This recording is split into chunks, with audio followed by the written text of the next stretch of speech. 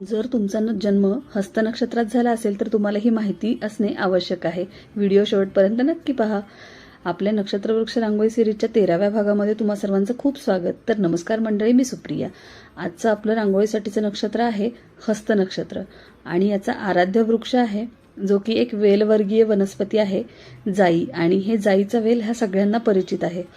तर ही जाई ही फक्त शुभ्र, नाजूक आणि मनमोहक सुगंधाने दरवळणारी शोभेची वनस्पती नसून ती एक पवित्र, सात्विकता आणि मंगलतेचे प्रतीक मानली जाते. देवपूजेमध्ये जाईच्या फुलांना खूप महत्त्वाचं स्थान आहे. तिचा प्रसन्न सुगंध मन शांत करतो, सकारात्मक ऊर्जा निर्माण करतो आणि वातावरण आनंददायी बनवतो. आयुर्वेदातही जाईच्या फुलांचा सुगंध, पानांचा आणि विविध पारंपरिक उपयोग सांगितलेले आहेत. तर म्हणूनच प्रत्येकाने जायचं एखादं रोप तरी लावून त्याचं संवर्धन केलं पाहिजे आणि निसर्गाशी असलेलं आपलं नातं अधिक दृढ केलं पाहिजे.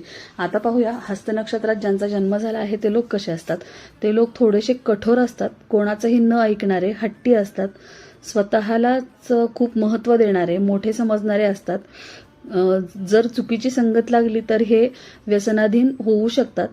पण यांना एक योग्य वातावरण, योग्य दिशा मिळाली तर त्यातून हे सावरूही शकतात. यांना भावंडाचं सुख थोडंसं कमी मिळतं, पण प्रत्येक अडचणीशी आणि परिस्थितीसोबत झुंजणारे हे लोक असतात. तर व्यापारी, इंजिनियर, राजकारणी, कलाकार किंवा कवी, प्रेसमधील कामं, वकिली या क्षेत्रामध्ये हे लोक पुढे असतात. तर तुम्हाला ही माहिती कशी वाटली हे मला नक्की सांगा आणि आपल्या पेजला फॉलो करा. भेटूया उद्या. धन्यवाद.